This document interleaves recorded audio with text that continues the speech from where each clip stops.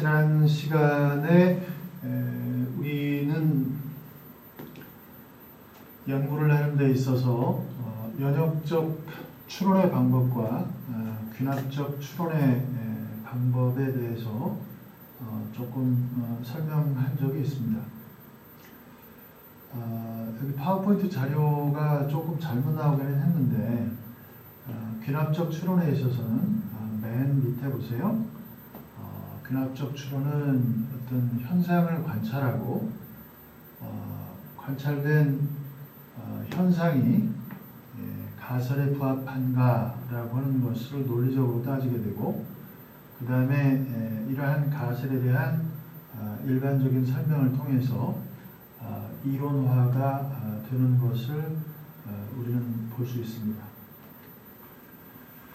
그러나 이 연역적 추론에 있어서는 이론으로부터 출발한다.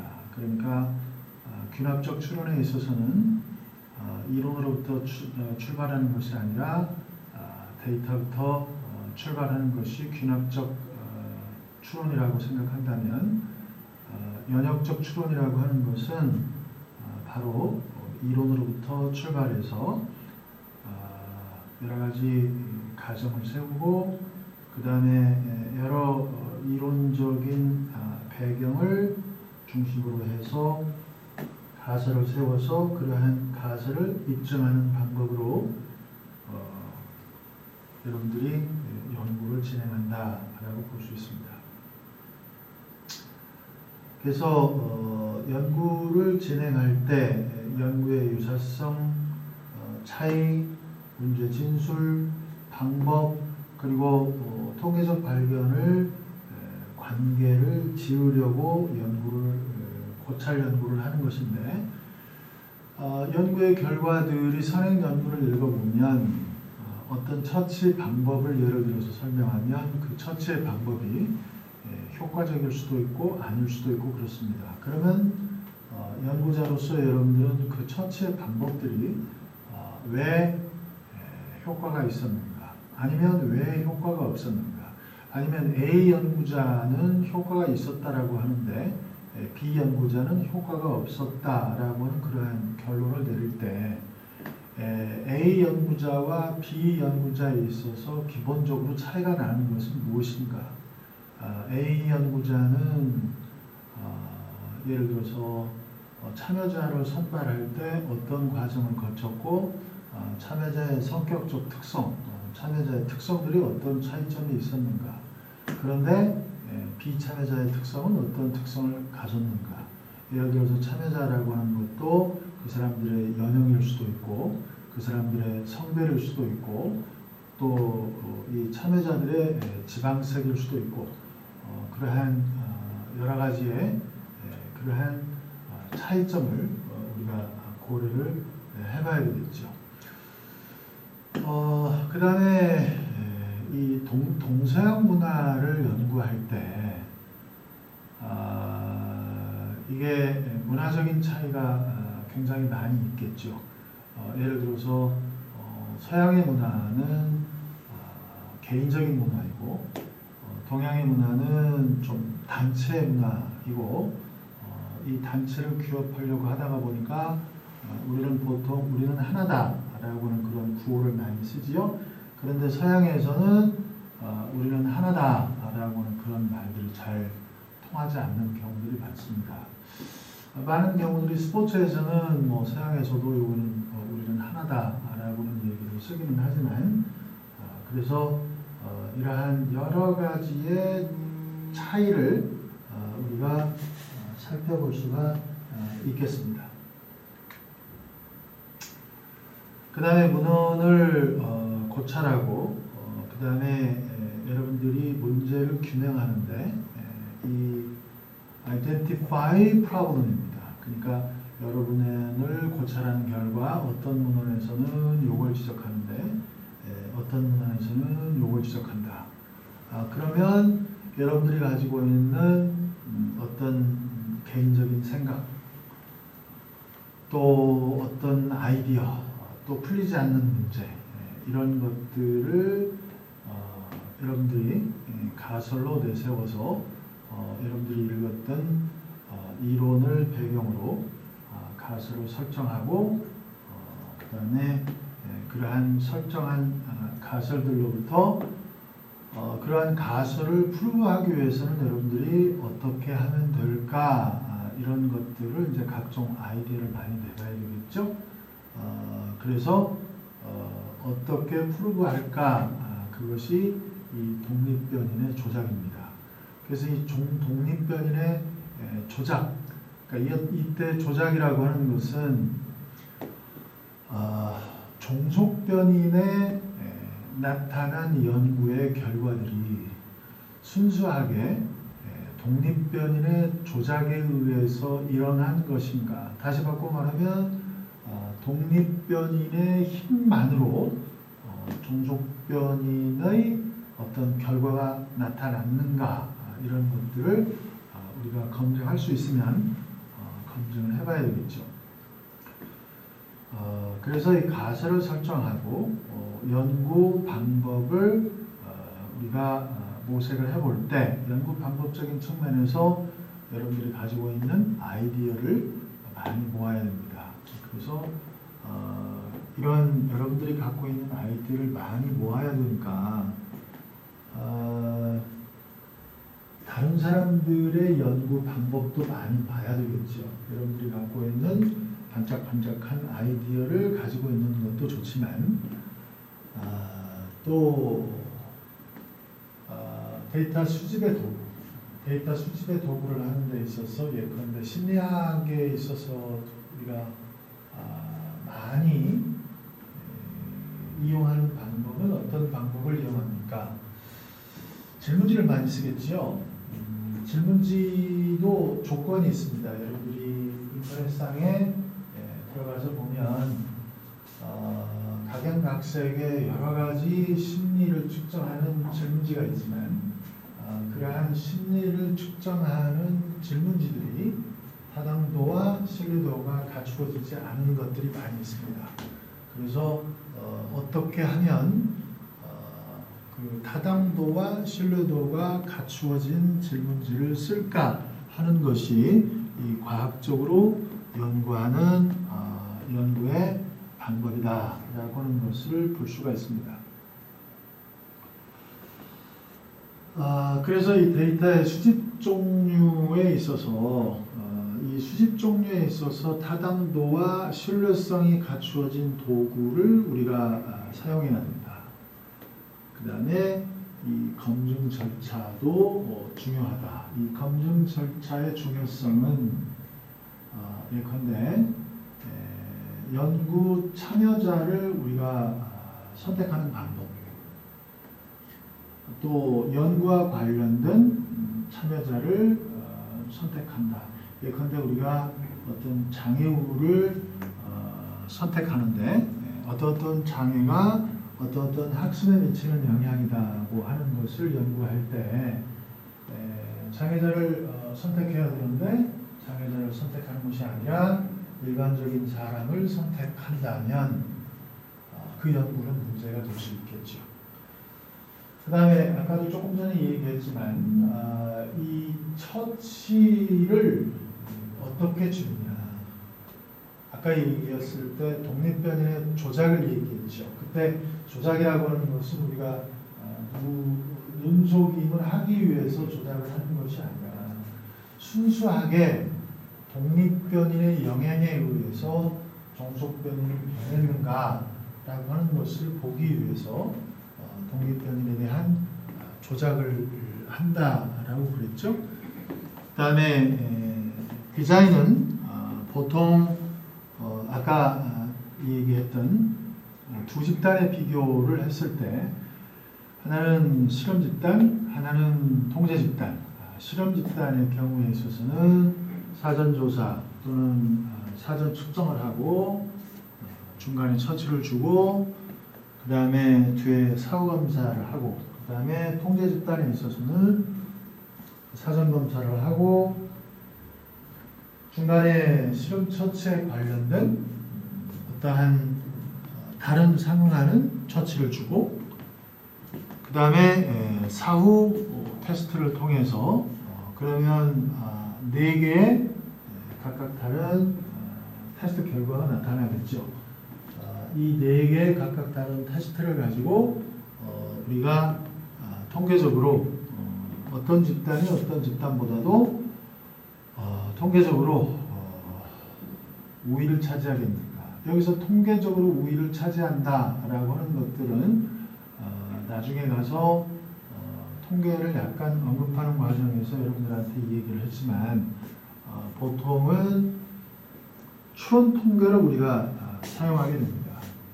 우리가 통계를 얘기할 때 기술 통계와 또 추론 통계 두 가지가 있습니다. 기술 통계라고 하는 것은 어떠한 집단의 특성을 나타내기 위해서 우리가 평균, 표준 편차, 최대값,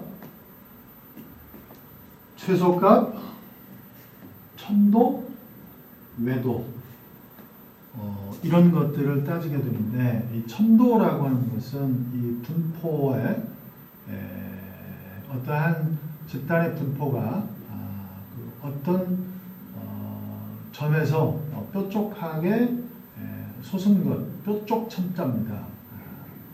그래서 얼마나 솟았느냐. 그 다음에 외도라고 하는 것은 그래프의 분포 형태가 얼마나 왜곡되어 있느냐. 다시 바꿔 말하면 분포가 좌측으로 편향되어 있느냐, 우측으로 편향되어 있느냐. 이런 것들을 따지는 통계적인 분석 방법을 얘기합니다. 자, 그래서 이 연구의 특히 문헌 연구의 목적이라고 하는 것은 문제에 대해서 이미 발표된 것을 읽고 어떤 연구들 간에 그러니까 이전에 연구된 연구들 간에 프레임워크의 유사성, 또 이들의 차이, 또 방법론, 특히 참여자, 도구, 처치, 디자인, 통계적 분석 방법 이런 결과들이 차이가 있는 건지 없는 건지 이걸 보게 됩니다. 그래서 우리가 연구를 읽을 때 선행 연구를 보고 그 연구에 문제 진술을 하고 참여자가 어떤 참여자가 참여했는가에 대한 참여자를 기술하고 도구를 분석하고 그 다음에 절차 및 디자인 연구 결과를 우리가 보게 되는 것입니다. 자, 여기 두 가지 리소스를 얘기하면서 1차적 자원과 2차적 자원이 있습니다.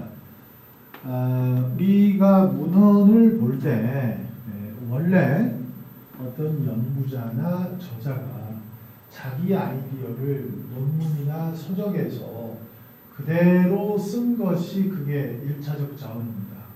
그러니까 2차적 자원이라고 하는 것은 그 오리지널 자원을 인용한 어떤 사람의 연구를 내가 필요해서 인용하게 되는 것이 2차적 자원입니다.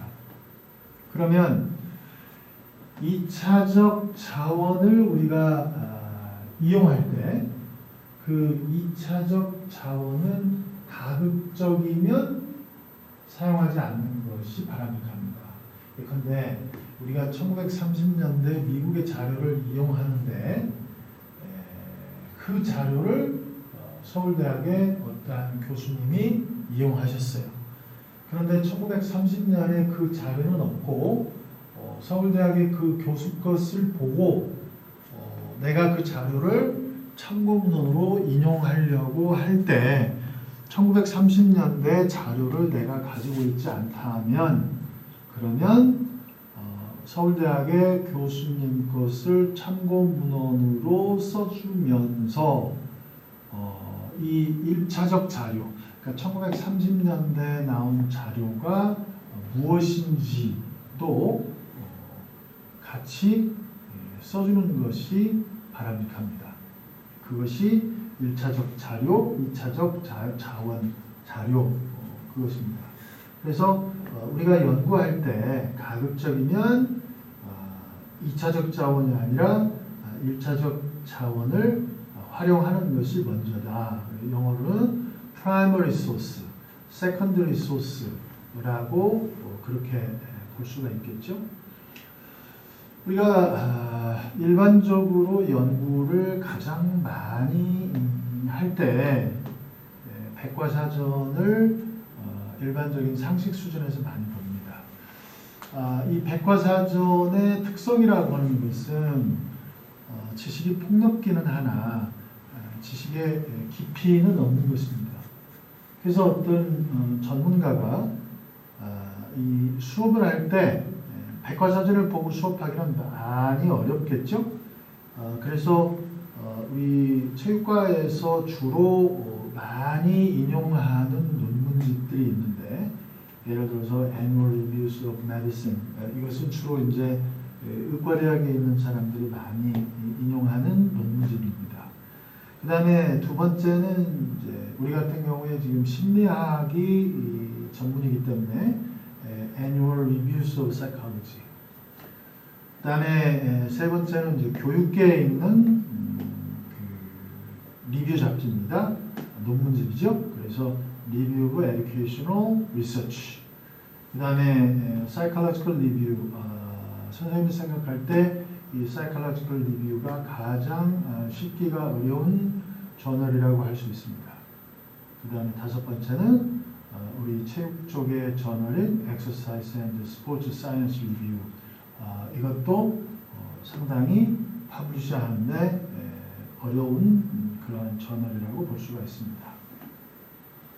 이러한 저널들을 보고 우리가 선행적인 연구를 잡을 수가 있습니다.